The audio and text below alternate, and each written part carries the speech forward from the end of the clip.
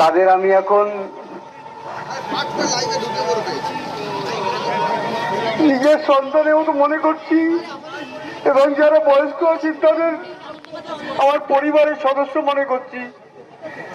এই এত লোক আজ আমার পাশে এসে দাঁড়িয়েছে এবং আমার মেয়ের এই যে অপরাধ, জঘন্য অপরাধ কার্যকর করা হয়েছে, তার জন্য যে সুবিচার চাচ্ছেন, তার জন্য আমি মনে অনেক সাহস পেয়েছি।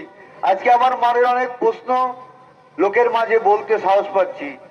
আপনারা আপনাদের বা তোমাদের যারা আমার সঙ্গে আছো, তাদের কাছে আমার একটাই অনুরোধ, আমি যতদিন বিচারটা, আমার মেয়ে যতদিন বিচারটা না পায়, ততদিন তোমরা আমার সঙ্গে থাকবে।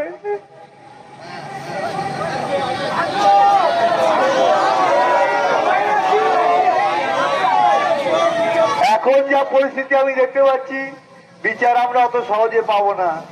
বিচার হয়তো আমাদের ছিনিয়ে আনতে হবে, এবং সবার সহযোগিতা ছাড়া এটা সম্ভব নয়। আশা করি সবাই আমাকে সহযোগিতা করবে এবং আশ্বাস দিচ্ছেন,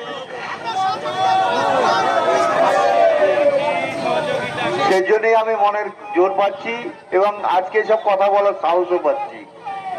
এই জন্য সবাইকে ধন্যবাদ দিয়ে ছোট করব না। আমরা, আমার মেয়ে চলে গেছে, আজকে খুবই শোকাহত। সত্যি একটা কথা বলতে গেলে মেয়ের সম্বন্ধে খুবই কষ্ট হচ্ছে। অনেক কষ্ট করে মেয়েটা আজকে এখানে এসেছিল, এবং আমরাও এখানে মেয়েটাকে তো নিয়ে আসার জন্য যেটুকু পারি চেষ্টা করেছিলাম, কিন্তু একটা রাত্রে আরজি করে দুষ্কৃতীরা আমার মেয়েটার জীবনটা নষ্ট করে দিয়ে আমাদের ফ্যামিলিটা, পুরো পরিবারটাকে শেষ করে দিয়েছে। আজকে আপনারা পাশে দাঁড়িয়েছেন বলে একটা মনের শান্তি যে জাস্টিস আমরা পাবোই হয়তো। আমি কি বলবো, আমি ভাষাই হারিয়ে ফেলেছি। আমার মেয়েটা ছোট থাকতেই, মানে খুব ছোট যখন, তখন থেকেই ওর ডাক্তার হওয়ার স্বপ্ন ছিল, যে আমি ডাক্তার হব মা, অনেক লোকের সেবা করব। আর সেই সেবা করতে এসেই আমার মেয়েটা আরজি করে বলিদান হয়ে গেছে। একটা অন ডিউটি ডক্টর এভাবে নৃশংসভাবে চরম অত্যাচারিত হয়ে সে যখন মা করে কাঁদছিল, সেই কান্নাটা আমার প্রাণ রোজ ধ্বনিত হয়, রোজ। এখন আমি ভাবি কত কষ্টে আমার মেয়ের প্রাণটা চলে গেছে। তবে এই যে সবাই আমার পাশে দাঁড়িয়েছেন, এই দেশে বিদেশে এই যে একটা সোচ্চার উঠেছে, বিচার চাই, এটা আমাদের সব থেকে বড় বল।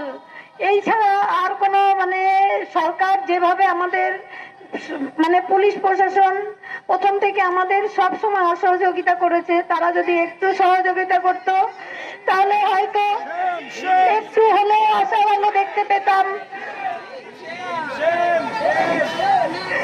একটা এত বড় ক্রাইম হওয়ার পরেও পুলিশ, এটা পুরো পুলিশ প্রশাসন থেকে সেটা ধামাচাপা দেওয়ার চেষ্টা হয়েছে প্রথম থেকেই, যাতে